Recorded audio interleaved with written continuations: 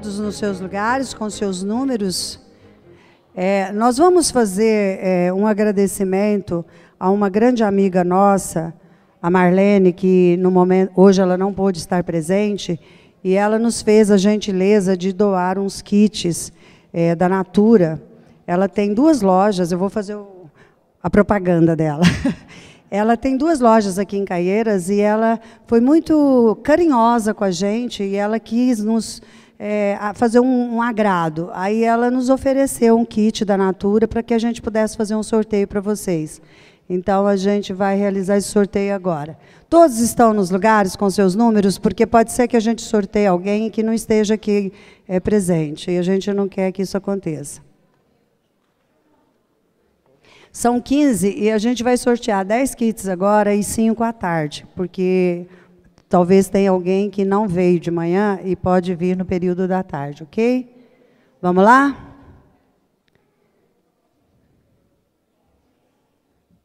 Podemos começar? Então, vamos lá, André. Dá uma balançada aí na sacolinha. Todos com seus números em mãos. Vamos lá. Primeiro kit, número 462. Uhul! Laranjeiras, fraternidade.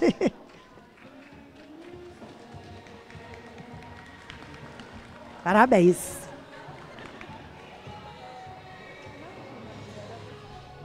Vamos lá, mais um.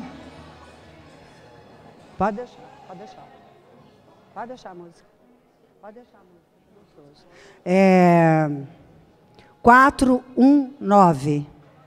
419. Quem? Ninguém? 419. 419, dou-lhe uma. Aê!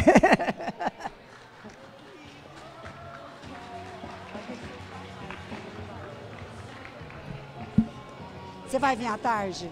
Então fica, porque às vezes pode ser sorteada.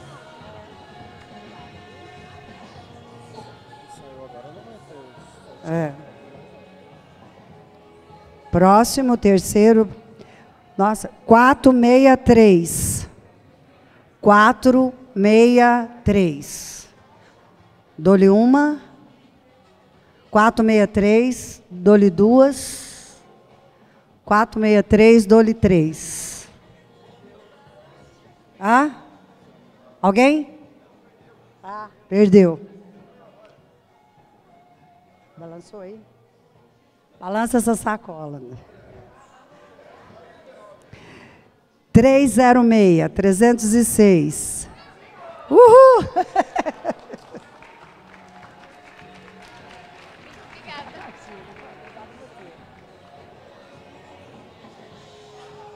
Vamos lá. Próximo. 313. A Helena. Marmelada, viu? Acho que o André combinou, viu, Helena? Vai ganhar.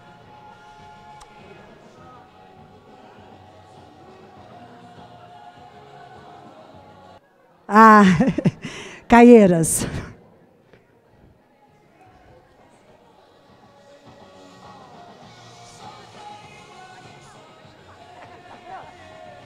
Falou que ia chamar?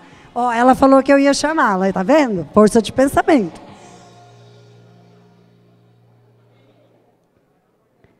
Quatro, meia. Tá saindo só 400. Fátima! Fraternidade, de novo.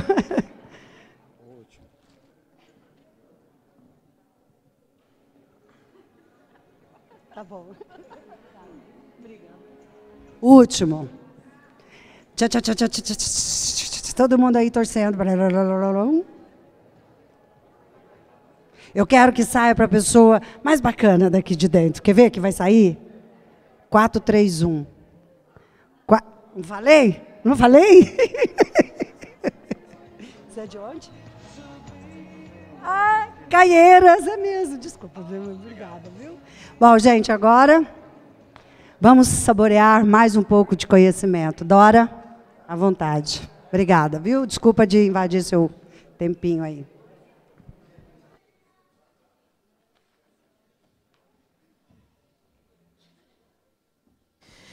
Nós vamos terminar esse conjunto aqui de slides, que é a história da pedagogia espírita. Não chegamos ainda à Universidade Livre. Pode passar para a próxima? Aí são só os cartazes do congresso, dos congressos. Pode passar para outra? Passar? Bom, em 2012, nós abrimos em São Paulo esse espaço Pampédia, que não existe mais, mas lá começou a ser gestada a Universidade Livre Pampédia. E nessa época nós tínhamos um forte financiamento, que infelizmente no final de 2015 foi totalmente cortado, da Capemisa Social. Não sei se vocês já ouviram falar, que era a antiga CAPEM, Caixa de Pecúlio dos Militares Espíritas. Então o professor César Reis, que era o presidente lá, entendeu muito bem o nosso trabalho e começou a nos financiar, e com ele nós lançamos essa coleção que está aí disponível, com uma promoção muito boa, que é Grandes Pessoas, né? Que ideia foi essa? É uma ideia que eu tinha desde o ano de 2001. Só consegui começar a lançar em 2012, 2013, e aí fizemos 18 volumes, haveria outros ainda a fazer, mas aí o financiamento foi cortado. O que é a ideia que a gente tem nesse sentido? É que hoje nós temos uma grande crise no mundo contemporâneo de descrença no ser humano, né? Todo mundo fala, o ser humano não presta mesmo, aquela coisa, ninguém vale nada, ninguém é honesto, o mundo está perdido, e a sensação também de impotência que nós temos diante das calamidades do mundo, né? A gente ouve todo dia milhões de coisas e já, nossa, a gente não pode fazer nada. Então, dá uma angústia, um vazio existencial. E as novas gerações não têm exemplos edificantes, né?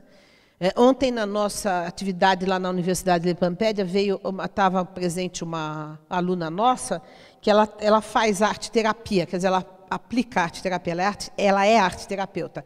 E ela estava trazendo para nós ontem que ela ficou tão, angustiada, que uma criança de 7 anos, né, ela falou para eles inventarem uma história com super-heróis, né?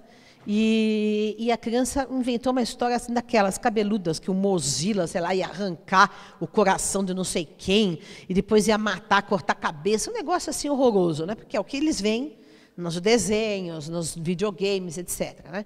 Então, eu achei que a gente tinha que ter uma proposta de recuperar para as novas gerações a confiança no ser humano e a inspiração de modelos de ética que possam contagiar, que possam tocar a alma. Porque quando a gente ouve uma história bonita de alguém bom, a gente se sente bem, a gente se sente tocado, né?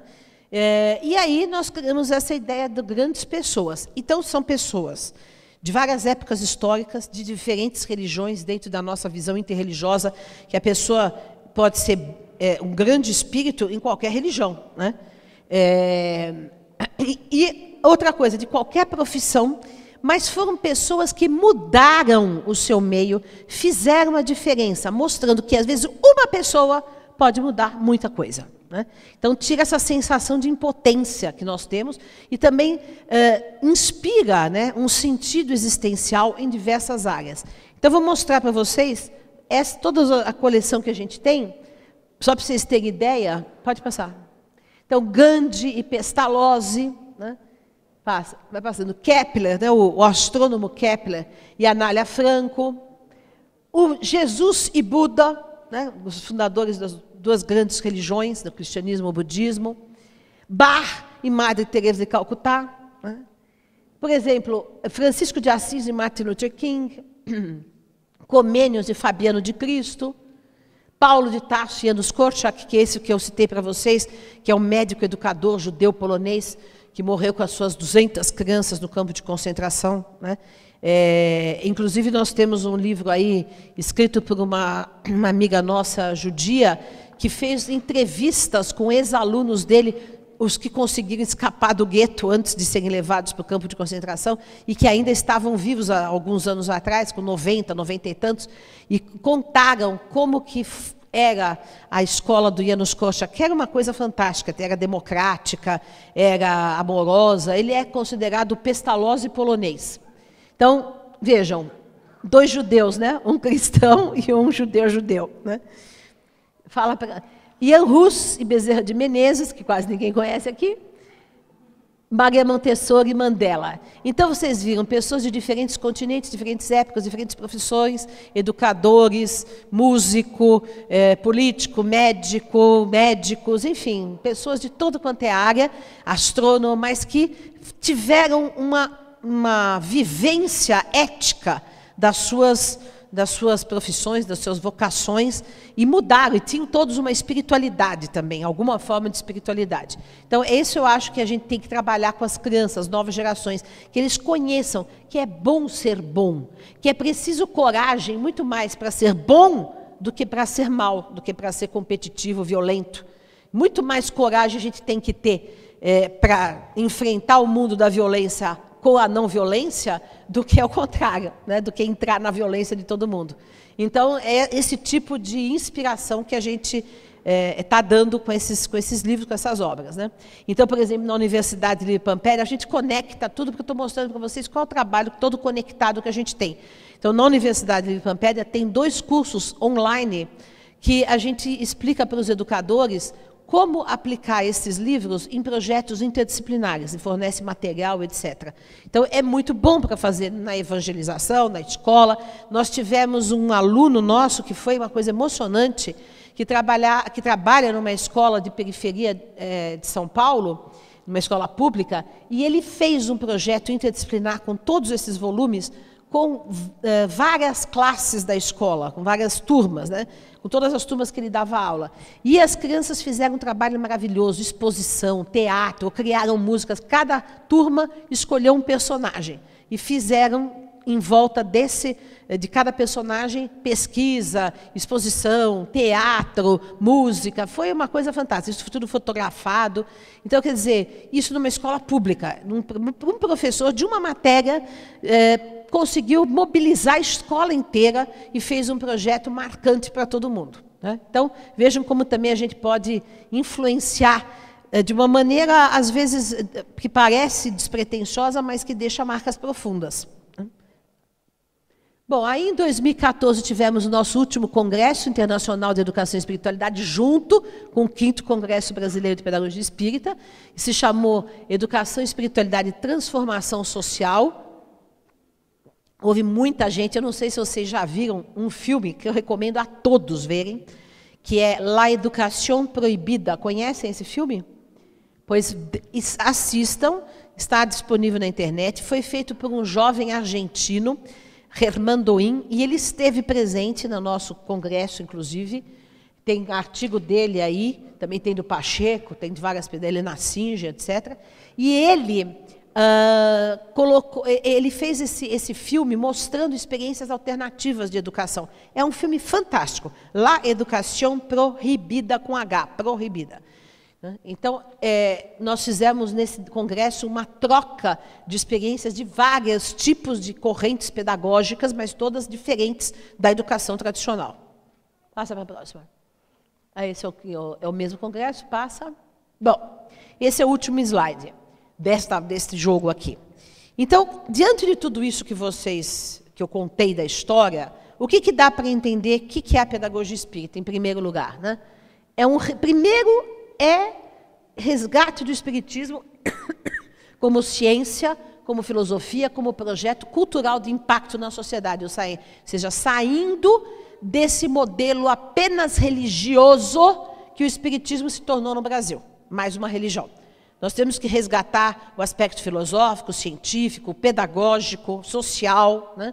E quando a gente fala social, não é só assistência social, mas mobilização social, engajamento social, mudança social, né? Que é o que nós mais precisamos, ainda mais agora.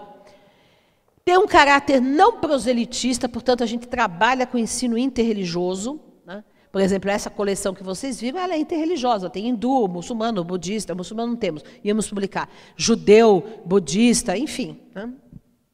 Educação de vanguarda, ou seja, a proposta da pedagogia espírita não é a escola tradicional, não é. Não é aluno sentado ouvindo o professor falar. copiando e depois fazendo prova, é aluno ativo, pesquisando, debatendo, é uma escola deshierarquizada, uma escola afetiva, como era Eurípides Bassanufo, é uma escola sem nota, sem prova, uma escola sem segregação, é uma escola com projetos interdisciplinares, com projetos de pesquisa, uma escola livre, em que a criança escolha o que estudar, e o professor seja um orientador, seja um facilitador, seja inspirador, seja alguém que se mobiliza junto com os alunos para construir o conhecimento, né?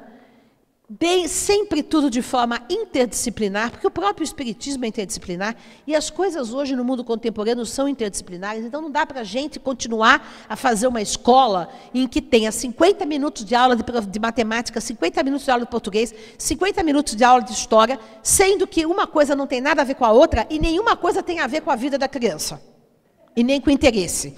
E que depois de meia hora ela esqueceu tudo. Isso é a escola, o resumo da escola, né?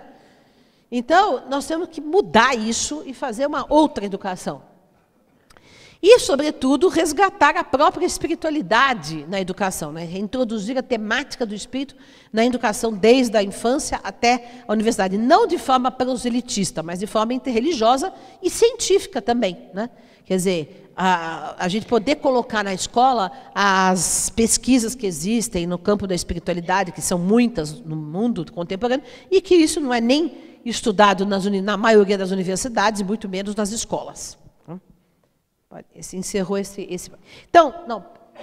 E aí, a partir de tudo isso, nasceu a Universidade Livre Pampédia, que vai ser o próximo jogo de slides, que eu vou contar para vocês até antes da gente encerrar, mas eu vou primeiro abrir aqui para perguntas. Aí depois, a última meia hora, eu vou falar sobre a Universidade Livre, e na parte da tarde vamos então falar especificamente sobre a proposta, desmembrar um pouco o que é a pedagogia espírita na teoria e na prática, né? Quais são os princípios, como fazer, o que fazer, etc.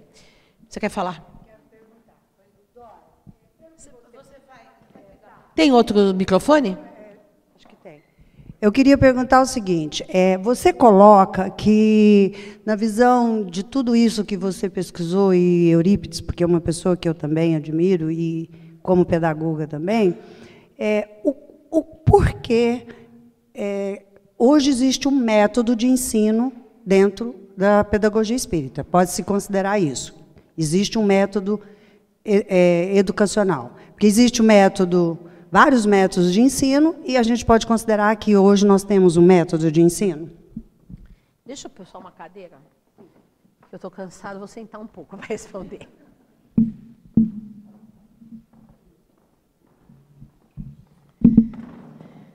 Olha, é altamente problemática essa questão do método, tá? Porque, em geral, as pessoas entendem que o método é uma cartilha de procedimentos a serem aplicados. E uma boa educação não tem uma cartilha pronta. Cada um cria o seu projeto, né? O que eu diria é que a pedagogia espírita tem diretrizes filosóficas, diretrizes pedagógicas, princípios, mas não um método fechado, né? Isso foi uma coisa, inclusive, que aconteceu com o Pestalozzi, porque o Pestalozzi ele foi sempre uma pessoa que experimentou fazer uma experiência pedagógica, depois escreveu, depois voltou a experimentar, depois voltou a escrever. Ele sempre interagiu a teoria e a prática. E quando ele morreu, aos 82 anos de idade, ele escreveu o último livro dele, Canto do Cisne, e ele dizia, eu não tenho uma proposta fechada, ainda continuo aberto a mudanças, né? E queria fazer ainda outras escolas. Isso é o Pestalozzi, com 82 anos. Então, eu acho que a gente sempre tem que manter, não pode se fechar numa proposta muito rígida, como é, por exemplo, a antroposofia com a proposta Waldorf. O que eu critico na pedagogia Waldorf é exatamente isso. É uma coisa toda montada. Então, se você vai pegar uma escola Waldorf aqui em São Paulo, e uma na Alemanha e outra na China, às 10 horas da manhã todo mundo vai estar fazendo a mesma coisa. Vai estar fazendo aquela oração com euritmia, o brinquedo assim, o brinquedo assim, porque é muito fechado. Isso eu não gosto. Isso é um cabresto dogmático, né? Então, eu acho que a gente tem diretrizes da pedagogia espírita, propostas gerais, né, ideias inspiradoras. Mas, primeiro, a pedagogia está em construção, a pedagogia espírita. Ela não é um projeto fechado. E vai ter, ela tem que permanecer sempre em construção, como o próprio espiritismo, que Kardec queria que permanecesse em construção sempre. Não era uma coisa para ficar dogmática e fechada. E os espíritas tomaram como algo fechado e dogmático. Segundo, a gente tem que pode fazer diversos projetos e diferentes entre si, inspirados na pedagogia espírita, dependendo das circunstâncias locais, do material humano que você tenha, da cultura do local, enfim. Né? Você pode ter, por exemplo, é o caso, você tem aqui, eu citei a escola do Ney Lobo e citei a escola do Eurípides Bassanufo, são escolas completamente diferentes, e as duas são inspiradas na pedagogia espírita. Né? E as duas são alternativas, e as duas são interessantes. Né? Então, é por aí. Ali, ó, aquele rapaz. Não tem, aquele não sai, mas posso te dar, né, aquele teu cabo? Você pode fazer isso para mim? Entregar para ela aquele microfone, por favor? Pode perguntar. Boa tarde. A minha pergunta é sobre a questão do ensino atual que existe, do ensino tradicional das escolas públicas, seja municipal, estadual, enfim, e em relação ao seu projeto, e questionando quanto à questão do MEC, porque eu observo bem qual é a proposta, mas nós que não conhecíamos, ficamos um tanto quanto pensativo em relação como que será o comportamento oficial enquanto a existência desse projeto. Por que esse projeto não existe, tendo em vista que certamente ele é bem melhor do que esses que nós estamos vendo e que não produzem quase nada? Bom, obrigada. Viu? Não é só o projeto de pedagogia espírita que é bem melhor do que esse que existe aí. É qualquer uma educação é melhor do que existe aí. Mas agora a sua pergunta, por quê? Porque não há interesse em ninguém. Aliás, tem uma frase do... Você falou que não queria falar em política, mas não dá para deixar de falar em política nesse sentido. Existe uma frase do Darcy Ribeiro, que é lapidar, que diz o seguinte: a crise da educação no Brasil não é uma crise, é um projeto. Nós assistimos desde a ditadura militar e agora, com o golpe final, nós estamos assistindo ao desmonte da escola pública brasileira. Né? Então, teve alguns respiros, algumas iniciativas, algumas pessoas, etc. Mas, assim, no grosso, a escola pública nunca foi pensada no Brasil para formar pessoas iguais às pessoas que são formadas nas escolas particulares, a elite. Né? Existe um fosso social no Brasil e a escola pública é destinada a manter o povo na ignorância. Ponto. Né? Não existe interesse em criar um povo pensante, que tenha acesso ao conhecimento. Não tem isso. Né? E agora nós estamos observando, assistindo o desmonte final, né, com esse desgoverno Temer aí. E isso talvez demorará décadas, sei lá quanto, se voltar. Né? Porque o que nós observamos no mundo contemporâneo? O que está acontecendo? Eu escrevi até um artigo no blog da Universidade de Pampédia sobre isso. Nós temos um projeto internacional de privatização de tudo, né? E de reduzir o Estado à ideia, à teoria do Estado mínimo. O que é o Estado mínimo? É o Estado que não dá saúde, não dá educação, não dá benefícios sociais, aposentadoria, tudo vão cortando. Então, essas reformas que estão sendo feitas aqui no Brasil já foram feitas na Espanha, no Chile, em outros lugares. Nos Estados Unidos, então, nunca houve saúde pública, por exemplo. Nunca. Né? Então, nós estamos caminhando para isso. Só que, como diz o nosso amigo Alisson Leandro Mascaro, que é professor da nossa pós, um grande jurista, professor da USP, de Filosofia do Direito, ele diz que a teoria do Estado mínimo é mínimo no benefício social, mas máximo na polícia, no exército, na força armada, né? Que é o que é os Estados Unidos. Né? E é o que nós estamos caminhando aqui. Vocês veem quanto que a polícia está violenta, está repressora, está... Né?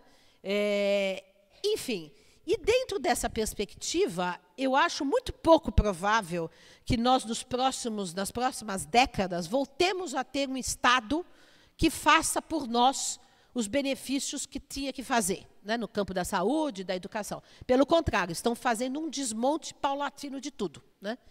Então, qual a alternativa? Eu vou perguntar. Bom, eu não sou nem a favor do Estado mínimo das empresas e nem do Estado em si. Eu sou anarquista. Tá? Anarquista é aquela pessoa que não acredita que o Estado possa resolver os nossos problemas. Pelo contrário. Né? E que eu acho que quem pode resolver os nossos problemas? Nós mesmos. Né? Então, eu acho que a gente tem que começar a se organizar em cooperativas, em associações, nós fazermos escolas, comunidades, que nós possamos gerir, plantar, fazer e acontecer. E não esperar nada de Estado e muito menos de empresa, porque empresa não dá nada. Né? Só dá migalhas para dizer que estão fazendo um trabalho social, né? E para fazer uma propaganda, um marketing. Né? Eu já bati na porta de muitas empresas e sei como é que funciona. Né? Eles dão uma migalhazinha para depois aparecer, responsabilidade social, nós temos responsabilidade social, dá 10 sopas ali para a criança da esquina e ponto final. Né? E depois aparecem na foto que eles estão lá. Mas é só isso. Né?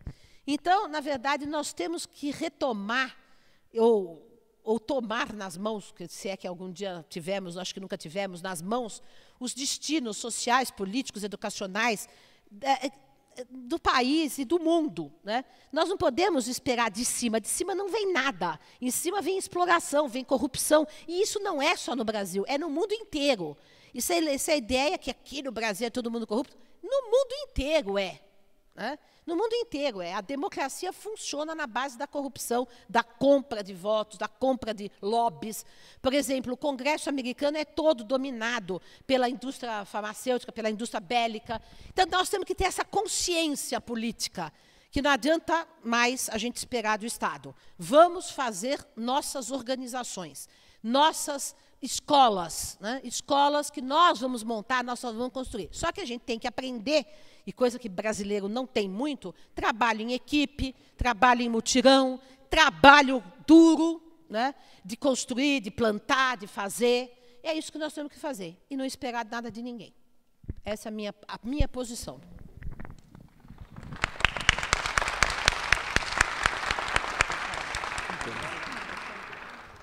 Oi, Dora. A minha pergunta meu nome é Carlos, tá? Eu sou lá de Mariporã, da União Fraterna. É um prazer estar aqui, né? Já há muito tempo que eu admiro o seu trabalho, os seus pensamentos. Queria que você falasse um pouquinho daquele livro do Vivências na Escola. O que você já encontrou por aí de escola? Quais são algumas atividades, algumas linhas pedagógicas, ou que você já teve de vivência mesmo, para contar para nós? Olha, o que acontece? Esse livro Vivências na Escola, infelizmente, está esgotadíssimo. Preciso relançar, mas ainda não tive condições para relançar. É um livro onde eu narro as minhas experiências pedagógicas em várias escolas, públicas e particulares. Então, é uma coisa que eu gosto sempre de dizer, que eu trabalho na educação não é só teoricamente, eu sempre coloquei a mão na massa. Né? Então, fiz projetos pedagógicos em escolas públicas, em escolas particulares, em São Paulo, em Bragança Paulista, em Franca, enfim, fiz várias, e nesse livro eu conto essas experiências. Né? Então, acontece o seguinte, atualmente, essas experiências, eu já deixei de trabalhar em escola desde 2004. Né? Por quê? Infelizmente, porque eu adoro trabalhar com as crianças, que a melhor coisa é trabalhar com as crianças, mas eu fui percebendo que eu precisava me dedicar, e a Associação Brasileira de Pedagogia Espírita, e depois criamos a Universidade Livre Ampédia para isso, à formação dos adultos, para que eles faça uma outra educação, né? Porque toda vez que eu trabalhei em escolas, seja públicas ou particulares, a reação das crianças foi sempre maravilhosa, né? Sempre assim foi apaixonante. Eu apaixonada por elas apaixonadas por mim, e nós apaixonados pelo trabalho, fizemos projetos maravilhosos, e era uma festa, uma festa. Mas os professores, Ave Maria, né? Que coisa triste, difícil, difícil. Né? Só vou contar um exemplo, 2 vou contar. Um exemplo, numa escola que eu trabalhei 7 anos em São Paulo, que, aliás, foi fundada, inspirada no meu livro Educação da Nova Era, né? Colégio Nova Era. Então, durante algum tempo, eles me deram carta branca lá dentro, e eu fiz vários projetos, etc. Então, chegou um momento em que nós abolimos a chamada semana de prova. E fizemos, ao invés da semana de prova, a semana cultural. E era uma coisa linda, porque as crianças faziam exposições, teatros, apresentavam. Então, olha, só numa semana, me lembro, as crianças, um grupo fez um desfile de modas grego. Né? Uma outra turma fez um livro de poesias e chamou aquele poeta, que eu não sei nem se ele já morreu, Paulo Bonfim, né? E que foi lá, elas entrevistaram o poeta e depois deram o livro de poesias de presente para ele. Olha, tinha coisas fantásticas, né? Tudo isso montado, pesquisado, feito pelas crianças. Aí, quando eu vou passando pelas salas, eu vejo que tem professor dando prova escondido. Né? Então, é assim. Há uma resistência, assim, oposição à mudança na escola. Né? É mais fácil mudar o sei lá o quê do que a escola. Tanto que tem até uma piada, né? Que teve uma pessoa que ficou congelada há 200 anos, e quando ela acorda, todo mundo está diferente, o mundo mudou, tem avião, tem isso, tem aquilo outro. Onde ela vai se encontrar é na escola, que continua igual. Mesas, carteiras, lousas. Né? Bom, então, a outra história foi numa escola de Bragança Paulista, que eu fiz durante alguns anos um trabalho, uma escola pública aí, que foi meu pós-doutorado, em que eu fiz o trabalho com as crianças, eu pegava todas as crianças da escola, fazia um trabalho que elas adoravam, projetos interdisciplinares, enfim. E aí as crianças ficavam entusiasmadíssimas, participavam, etc. E aí a gente montava coisas, enfim. E aí os professores não participavam de nada, não queriam saber de nada. Eles ficavam na sala dos professores, enquanto eu estava trabalhando com as crianças, e, de vez em quando, eles saíam de lá e iam na sala, que eu estava, sob a minha responsabilidade, gritar com as crianças, porque elas estavam falando alto. Só que elas estavam falando alto porque elas estavam super entusiasmadas com o trabalho, não era falando, conversando sobre o trabalho, era sobre o trabalho. Então, eles interferiam na minha autoridade diante das crianças e iam lá chamar a atenção delas. Né? Isso só 2 exemplos da resistência que existe na mentalidade autoritária, fechada, de educadores e pais, de professores e pais. Né? Então, por isso que eu falei, bom, então vou renunciar a essa delícia que é conviver com as crianças e vou passar a trabalhar com os adultos, para ver se eu mudo a cabeça desses adultos. Né? E por isso que criamos o curso pós-graduação, e por isso que, então, fizemos a Universidade de Pampéria, que eu já vou falar daqui a pouco, tal, que é para formar pessoas, sensibilizar os adultos para uma nova educação. Porque eu acho que esse é o problema. Né? E quanto a escolas alternativas, há várias hoje. Né? Inclusive, quando estava ainda o governo da Dilma, que o Janine subiu ao Ministério da Educação, a Helena Singer foi convidada para trabalhar com ele para mapear as escolas alternativas no Brasil, e fez esse mapeamento. Então, existem várias.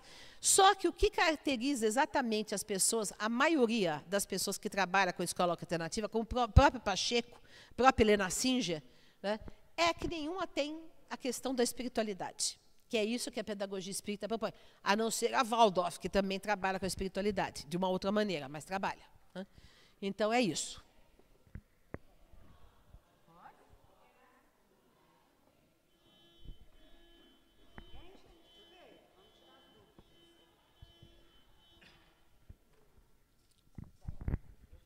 Então, vai.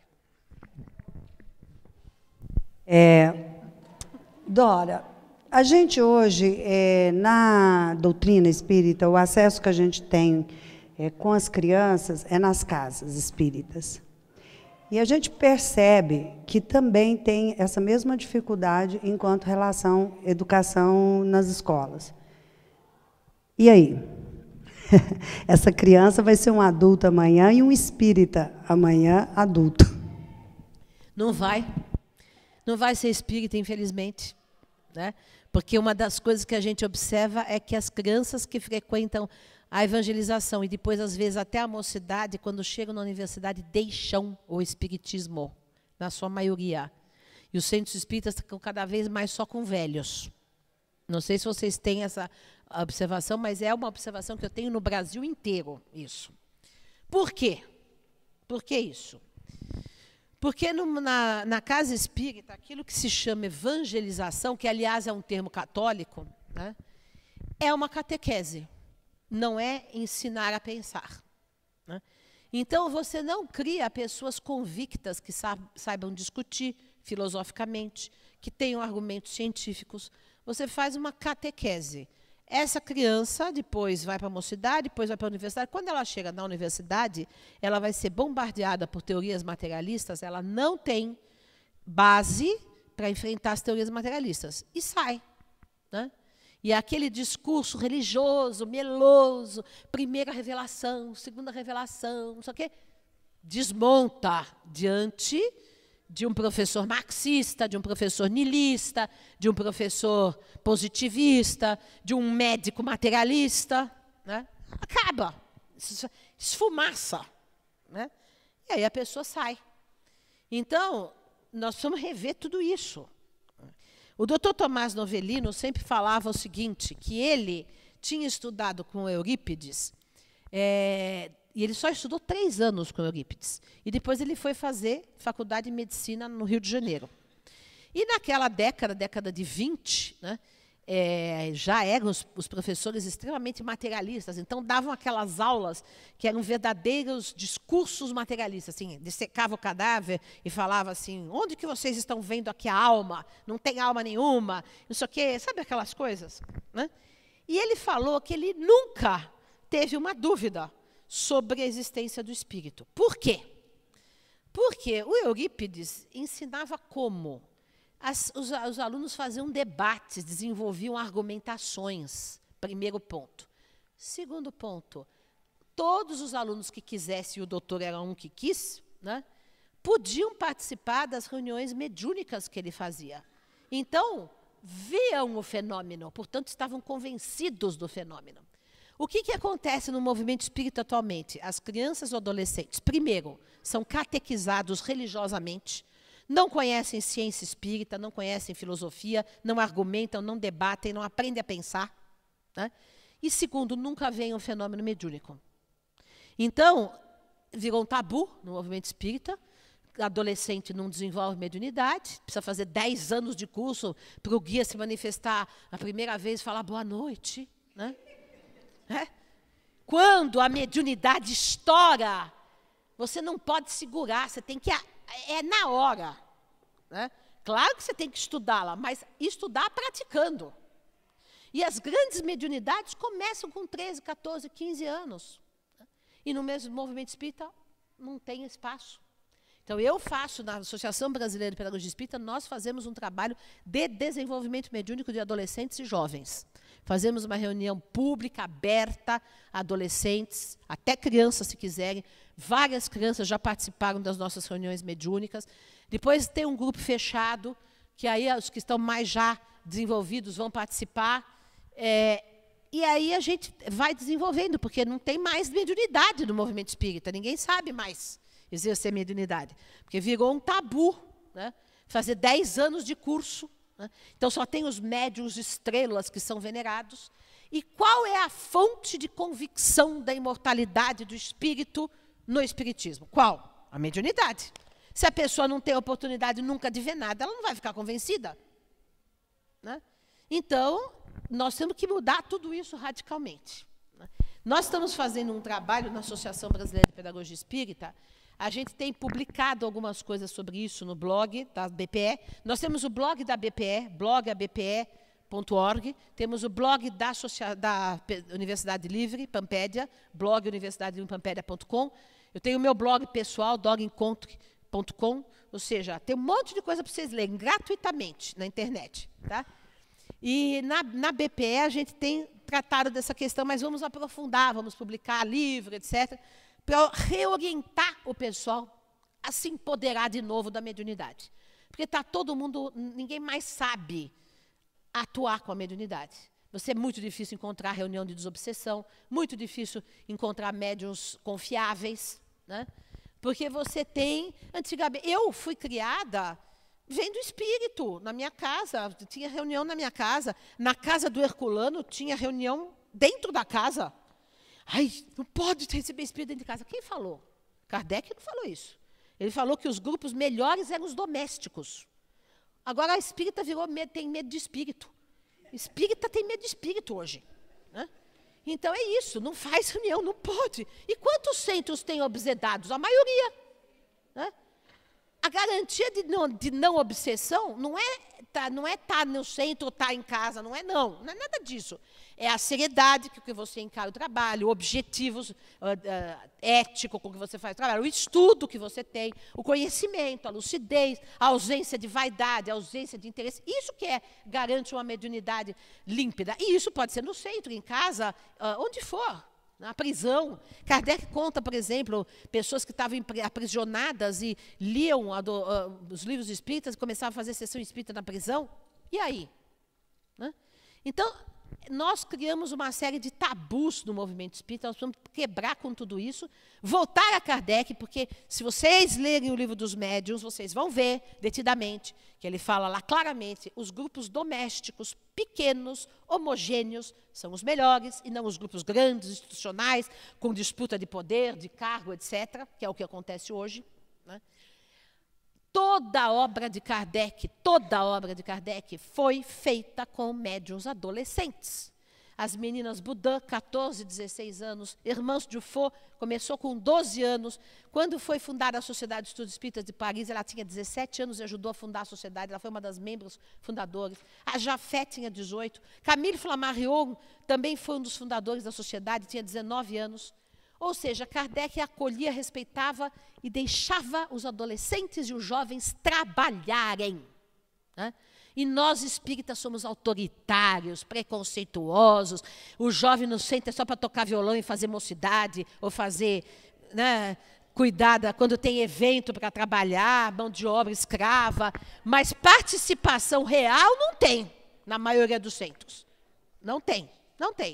Então é isso que a gente precisa mudar. Porque aí este adolescente, esta criança, este jovem que participou de maneira consciente, que discutiu, que pôde colocar suas questões, que pôde ter os temas que ele queria para discutir, e não os que os mais velhos decidem que ele deve estudar, esses jovens permanecerão espíritas, né? Porque terão convicção e não terão sido simplesmente catequizados, que na hora que se defrontam com uma teoria materialista, não tem ferramenta para enfrentar.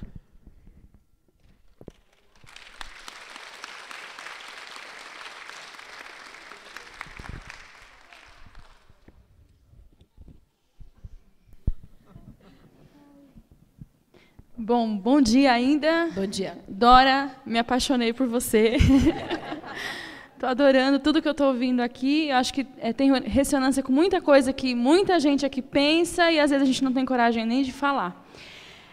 Eu queria te pedir, né, para você relacionar para a gente a pedagogia espírita com a da Montessori. Se existe relação e qual é essa relação?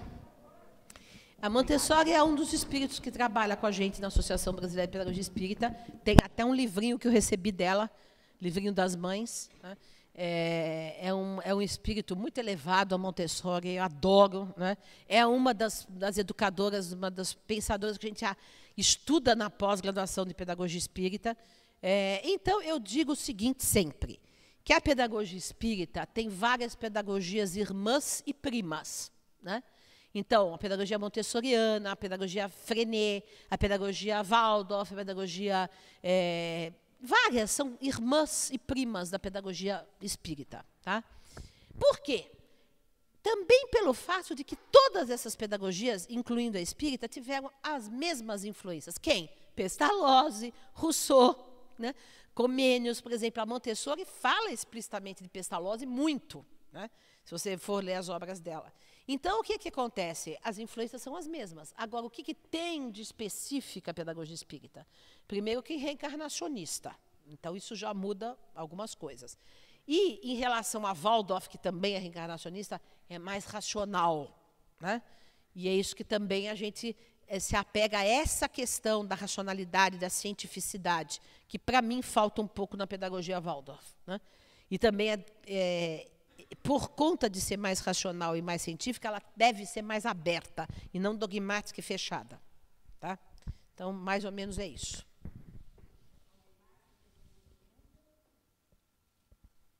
Então, vou passar para o segundo bloco de slides. Você pode botar agora. Pode ser. Ponha para mim aí o da Universidade Livre. Não, não é esse. Esse eu vou passar à tarde. Apresentação LP. Este, sim. Ok. Bom, então, História da Pedagogia Espírita, de Eurípides Barçanufo à Universidade Livre Pampédia. Desde 2014, então, nós começamos a gestar um projeto que seria a Universidade Livre Pampédia. Por quê? Bom, primeiro o que eu disse para vocês. Eu comecei a observar que existem várias propostas, como eu falei aqui, de educação alternativa, de ensino fundamental e ensino médio, mas não tem no Brasil a educação alternativa a nível superior, né, de universidade. E aí o que acontece? As pessoas, elas são formadas em universidades convencionais. Numa faculdade de pedagogia com prova, nota, com um professor autoritário, chato, né? E depois essa pessoa vai ter que aplicar, ou vai querer, ou vai ser convidada a aplicar um projeto alternativo. Ela foi formada desde a pré-escola até a universidade de maneira tradicional. Ela não sabe aplicar. Então, precisa de uma vivência para poder aplicar as propostas alternativas de educação. Consequentemente, então, nós pensamos em fazer um espaço, tem água, um espaço alternativo de educação para adultos, no qual os adultos possam vivenciar um outro tipo de educação, né? E, ao mesmo tempo, que seja um local ou uma instituição que divulgue ideias pedagógicas abertas, né? Diferentes, e que influenciem a sociedade nesse sentido. Então, a gente criou, em 2014, logo depois do congresso, do último congresso, final de 2014, começamos a trabalhar na ideia da Universidade Livre Pampédia, que é um projeto, obviamente, em construção, que atualmente está sediado em Bragança Paulista. Nós temos lá uma casa onde a gente tem lugar para hospedar alunos, sala de aula, é uma casa no meio de bastante verde, e temos também um EAD, uma distância, temos vários cursos à distância, nos quais a gente trata de vários assuntos, filosofia, política, educação, espiritualidade, e sempre de forma plural, né? Nós procuramos fazer a Universidade de Pampédia uma ideia plural. O que é plural? Nós vamos dar voz a todas as correntes. Então, esse ano, por exemplo, nós estamos tendo uma série de cursos chama-se Introdução a Temas Políticos, né? E o outro, essa série tem Introdução a Temas Políticos, e a outra série chama-se Tradições, Livros e Espiritualidade. São duas séries de cursos que estão ocorrendo durante o ano à distância. Então, o que acontece? Nessa Introdução a Temas Políticos, a gente pensou o seguinte: todo mundo hoje está discutindo, querendo entender de política, e discute no Facebook, que parecem, né? Só que fala um monte de besteira, porque não entende nada, né? O brasileiro não tem formação política. A grande maioria é analfabeto político. Não sabe o que é o poder legislativo, executivo, judiciário, a diferença entre os poderes, o que é democracia, o que é ditadura, o que é socialismo, o que é anarquismo, o que é liberalismo. Então, pensamos, vamos fazer um curso em que as pessoas se apropriem desses conceitos para poder entender melhor o que acontece no país e poder refletir com mais propriedade, não falar tanta besteira e só discurso de ódio que a gente vê o tempo inteiro, né? Então, estamos fazendo. E esse curso, por exemplo, só para vocês terem ideia, então tem, esse mês, o item foi liberalismo. Então, nós convidamos uma pessoa que é a favor do liberalismo para falar, convidamos um crítico do liberalismo, né? Então, sempre temos essa visão plural, né? No caso da espiritualidade, também temos esses cursos, então cada mês é uma tradição. Ou um livro, por exemplo, a gente já fez um sobre o Bhagavad Gita, outro sobre Torá, judaica, outro sobre o Evangelho segundo o Espiritismo, agora esse mês vai ser sobre tradições afro-brasileiras, enfim, cada mês é uma coisa, e aí sobre budismo em agosto, então nós chamamos pessoas representantes das suas respectivas religiões, e cada um fala, então, quer dizer, é uma ideia de pluralidade, ensino aberto, plural, para que as pessoas possam saber, ter acesso a um conhecimento, né, e não ficar doutrinadas numa ou de outra coisa, né? Pode. Então, a Universidade de Pampédia, educação, espiritualidade e ação social. Ensinar tudo a todos para transformar o mundo. Essa é a ideia. Passa. Missão da Universidade de Pampédia. Contribuir para o germinar de um novo paradigma educacional que responda às necessidades de liberdade de quem pesquisa, de quem ensina, de quem aprende, por meio de uma experiência pedagógica alternativa, orgânica, integral, plural e interdisciplinar. Então, também sempre a interdisciplinaridade entra nas nossas proposições. Passa para a próxima. Quem nos inspira? Este grande educador tcheco. Passa para a próxima. Jan Amos Comenius. Jan Amos Comenius foi um educador tcheco que viveu entre 1592 e 1670 e era, assim, uma pessoa, um espírito altamente à frente do seu tempo. Tanto que ele era pacifista, propunha o diálogo entre as religiões, e essa ideia de Pampédia era ensinar tudo a todos, uma educação universal. Então, a concepção dele, que eu vou falar para vocês à tarde, uma definição dele de educação, é uma coisa fantástica. Então, ele é um espírito que nos orienta, nos inspira, tanto que a nossa editora chama Comenius, a Universidade Livre Pampédia, em homenagem a ele, porque a obra dele é, assim, grandiosa, né? E vejam só, quando eu fiz a minha tese sobre espiritismo na USP, sobre a pedagogia espírita na USP, eu coloquei lá que Comenius era um dos precursores da pedagogia espírita e do próprio espiritismo, porque eu achei que havia uma continuidade ali de ideias. Bom, anos mais tarde, aconteceu que me mandaram um livro da Europa, um calhamaço de 800 páginas, que era a história do espiritismo na Tchecoslováquia. Quem imaginava que lá tinha espiritismo? Pois teve. E muito forte o movimento espírita antes da Segunda Guerra Mundial. A ponto que eles faziam congressos de 2.000 pessoas, tinham médiuns, tinham teatro, tinham jornal, tinham várias coisas. Bom, aí, infelizmente, o livro estava em tcheco. Uma língua facílima. Facílima. Então, mas, felizmente, por outro lado, tinha um resumo do livro em 20 páginas em inglês. Mas eu tenho uma professora, amiga minha tcheca, que é da Universidade Federal da Bahia, e eu mandei o livro para ela para, pelo menos, traduzir alguns pedaços que falava do Comenius, né? Imagine o que o historiador dizia lá. Quem era o precursor do espiritismo na República Tcheca? Comenius. Ele fala isso. Então, vejam só como eu não estava errada. Quer dizer, eu li isso nas ideias e realmente é um espírito de uma elevação entre os que eu já recebi, um dos top de linha, né? Eu tenho um livro que eu psicografei dele aí, O Educador, é um espírito altamente elevado, que transmite uma paz, uma grandiosidade incrível, né? Faça para a próxima. Então, vocês veem, a ideia, Pampédia é o nome do livro, né? E aí nós transformamos o projeto em Universidade de Pampédia. Que esse livro nós publicamos pela primeira vez no Brasil em 2014, está aí também. Passa para a próxima. Agora eu vou mostrar para vocês qual é o ideário da Universidade de Pampédia. Esse ideário ele foi inspirado pelo próprio espírito do Comenius, né? E aí, vejam só, eu sempre digo, é um ideário para a gente realizar numas 10 encarnações, né? A gente começa, mas assim, é tão profundo, é tanta coisa, que só em 10 encarnações que a gente vai conseguir realizar todo.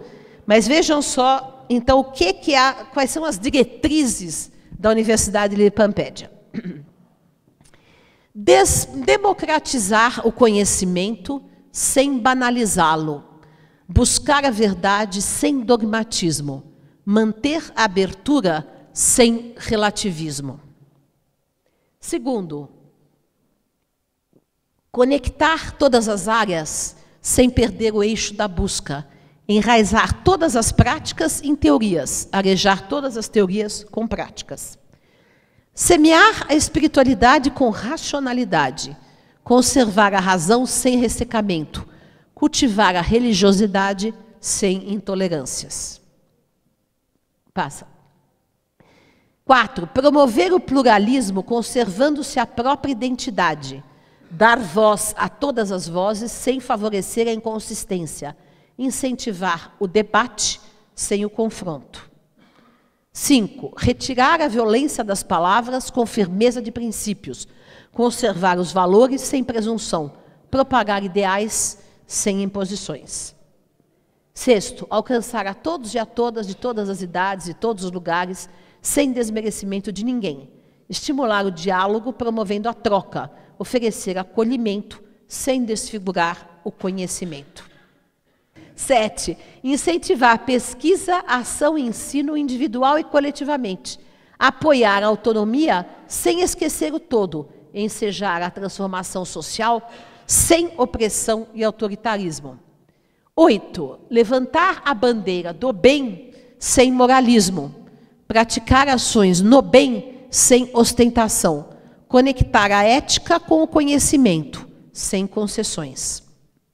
9. Trabalhar com alcance universal, sem desligar-se do local. Proclamar a missão pampédica, sem exclusões. Propiciar o encontro entre os seres humanos, mas também o cultivo de si. E, por fim, semear o reino de Deus, sem anúncios apocalípticos. Proclamar a esperança, sem desprezo da realidade, e adentrar o futuro com amor, sabedoria e paz. Não é uma coisa muito de tirar o fôlego? Hã? Mas na simplicidade que está estão as grandes verdades, né?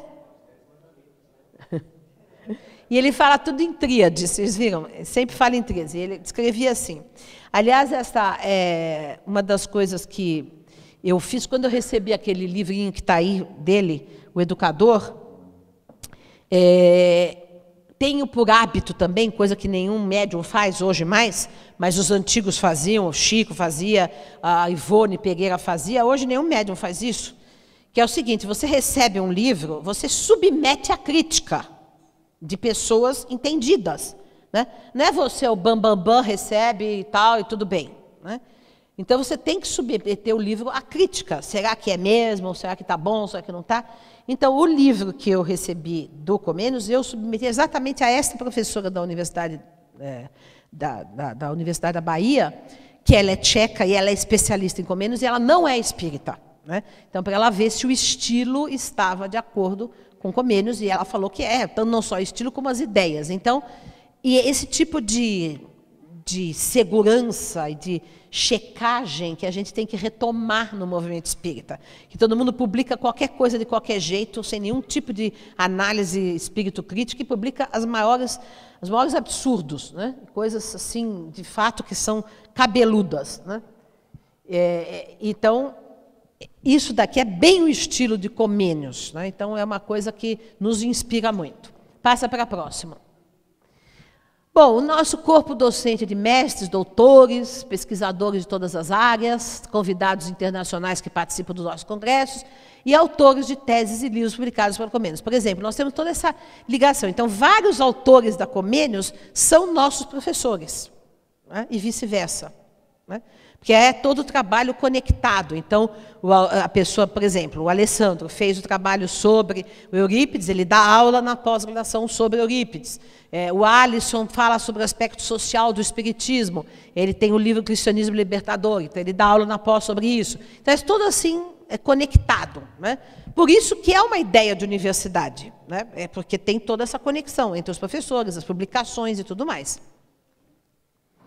Participantes, pessoas de todas as áreas, pessoas de diversos estados, pessoas de várias correntes religiosas e filosóficas. Passa. Onde estamos? Em Bragança Paulista, né? Olha aí o local. É gostoso. Aí uma das turmas. Aí uma sala de aula. Esse professor, por exemplo, é um que fala, ele dá aula sobre Jan Hus, ele fez uma tese também na USP sobre Jan Hus, sobre as cartas de Jan Hus, depois fez o pós-doutorado sobre Comênios, e ele dá aula atualmente sobre Jan Hus e sobre Rousseau, né? Então, a gente tem todas essas pessoas especializadas que vão falar. Quem dá aula sobre Comênios é o Luiz Colombo, que é meu irmão, que também fez uma tese sobre Comênios, que está aí. Comênios, Educação e o Cyberespaço. Então, é tudo conectado, né? Bom, quando as pessoas me perguntam, a universidade, então quer dizer que faculdades que vão ter? Nenhuma.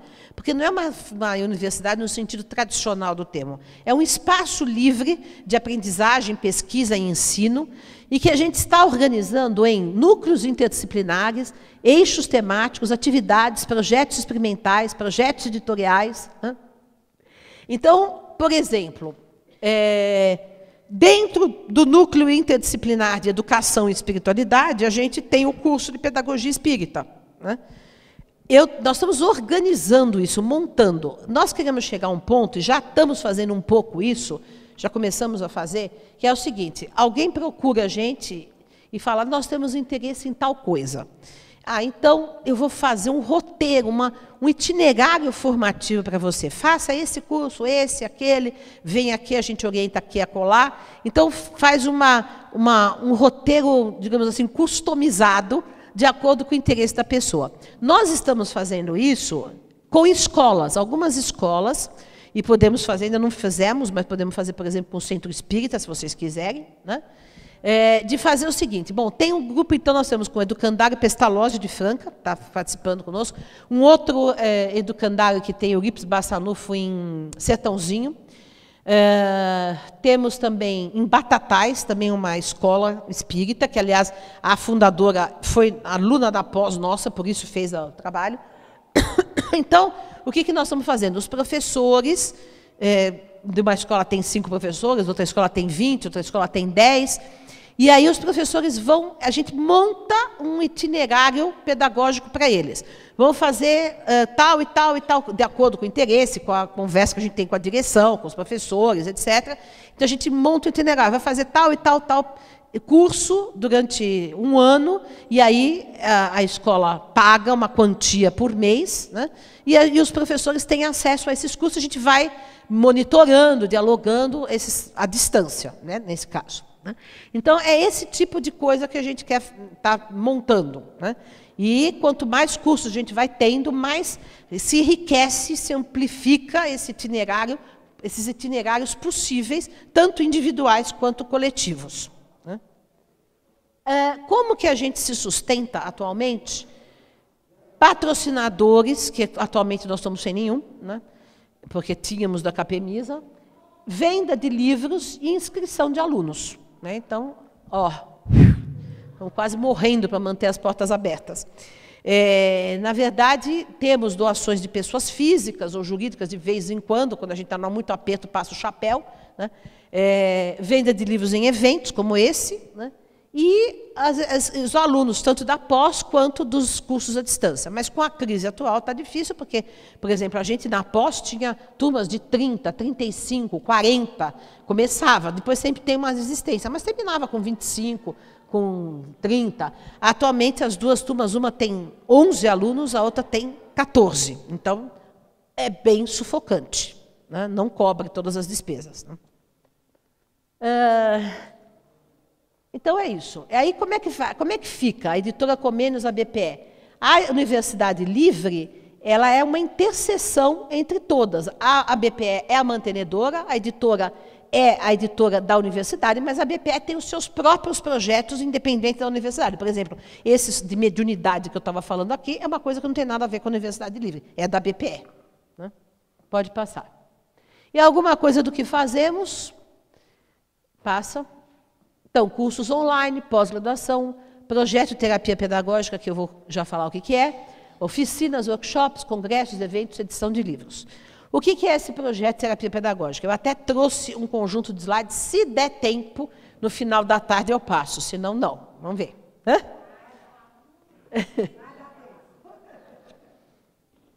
O que é? Eu falei para vocês que eu fui observando que no decorrer do tempo, as pessoas que faziam o curso de pós-graduação ficavam muito impactadas existencialmente, mas, na hora de aplicar uma proposta diferente de educação, tinham entraves, inseguranças, né, medos, enfim, e dúvidas, etc. E aí eu comecei a observar o seguinte, que, na verdade, nós temos entraves emocionais, né, para mudar o nosso comportamento. Né?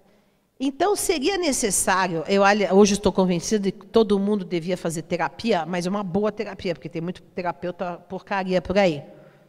E, principalmente, os educadores. Porque os educadores, na hora que vão educar, eles reproduzem a educação que receberam, ou a deseducação que receberam, ou os problemas que tiveram na escola, na família. Então, primeiro, a gente tem que se olhar, saber quais são os nossos traumas, problemas, emoções, etc., para poder, depois, trabalhar isso com os nossos alunos. Né?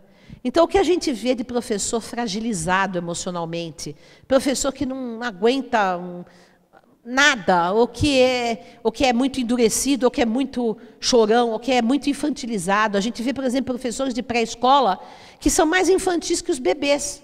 Né?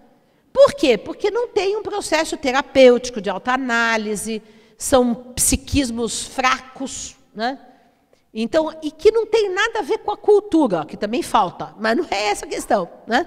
A questão é trabalhar o autoconhecimento, etc. Então, a gente criou um projeto, terapia pedagógica, que não é só para educadores, para qualquer pessoa, mas pensamos principalmente para educadores, que é um projeto de terapia em grupo, e que a gente trabalha vários eixos temáticos em grupo. Fizemos o primeiro piloto agora, entre 2016 e 2017. E vamos fazer agora um segundo em 2018. Então, é uma ideia que depois, se der tempo, eu vou esmiuçar para vocês. Passa para o próximo. Bom, é alguns cursos aí que a gente dá, só para vocês verem. Por exemplo, um sobre a educação segundo o espiritismo. Passa. Esse, espiritualidade na educação. Esse, todos são à distância. Aqui, curso de introdução a temas políticos. Tá vendo? O Aristóteles, diálogos interreligiosos. Passa. Esse foi sobre o Evangelho segundo o Espiritismo. Analectos de Confúcio. Esse, por exemplo, é um livro interessantíssimo que a gente fez no ano passado. O Espírito do Ateísmo é de um filósofo francês ateu, que propõe uma espiritualidade para ateus. E a gente trabalhou esse livro, que é muito interessante. Né? Fala de ética, etc.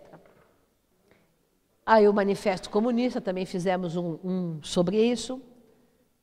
O Bauman, não sei se vocês conhecem, o Zygmunt Bauman, que é um sociólogo, pensador polonês, que morreu o ano passado, acho que foi ano passado ou esse ano. Pessoa muito interessante, ele que fala das relações líquidas, que hoje no mundo contemporâneo todo mundo tem relações líquidas, descartáveis. Né? E fizemos também sobre o livro dele, A Ética é Possível numa Sociedade de Consumidores. Isso foi feito no ano passado. Passa para outro. Esse, por exemplo, Filosofia, Educação e Práticas, um tesouro, Steiner, Rothschild, Paulo Freire. Passa.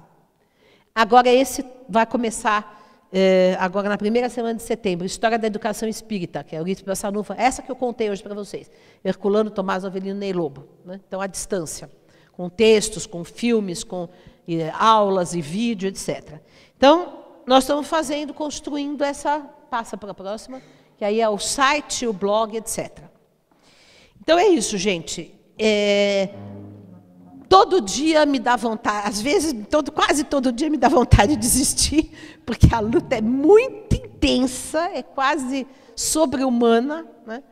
Mas, depois, quando eu tenho o retorno das pessoas, pelo efeito que isso provoca, as pessoas se inspiram, e, enfim, aí a gente fala, não, vamos continuar, não vamos desistir, e eu sou teimosa, vamos em frente.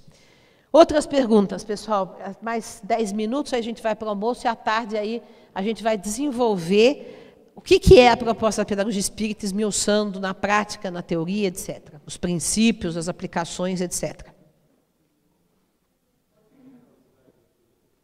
Alguém falou alguma coisa?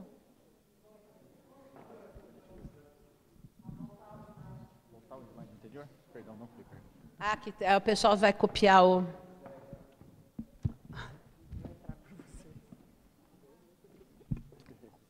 Dora, o primeiro que eu fiquei bastante satisfeito, né, de encontrar uma amiga, né, assumida, né, anarquista. Sou um anarquista assumido. E agora você falou de uma coisa de terapia em grupo. Quando eu estava no ginásio, e uma brincadeira que nós fomos fazer numa casa de uma amiga nossa, fazendo um trabalho em cima, era da Alice do País das Maravilhas, só que a gente fazia tudo isso com nossa relação. Tá?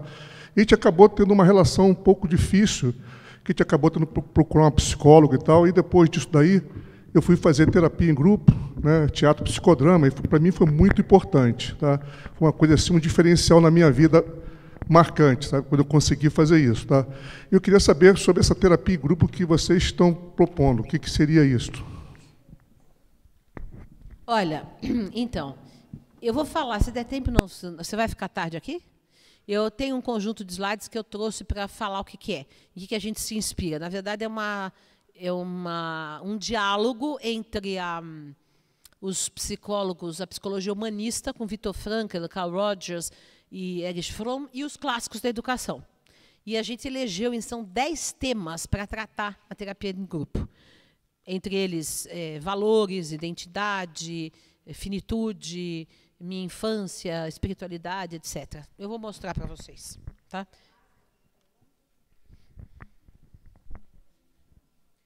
Podemos.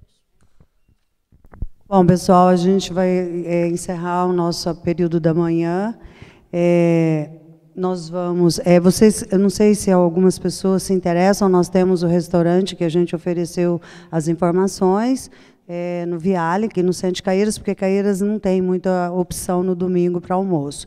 Nós iremos retornar às 13h30 com a recepção e a inscrição, e alguém também com algum interesse nos livros, e às 13h50 a gente vai iniciar o nosso período da tarde, tá bom? Um bom almoço e até breve, um breve retorno.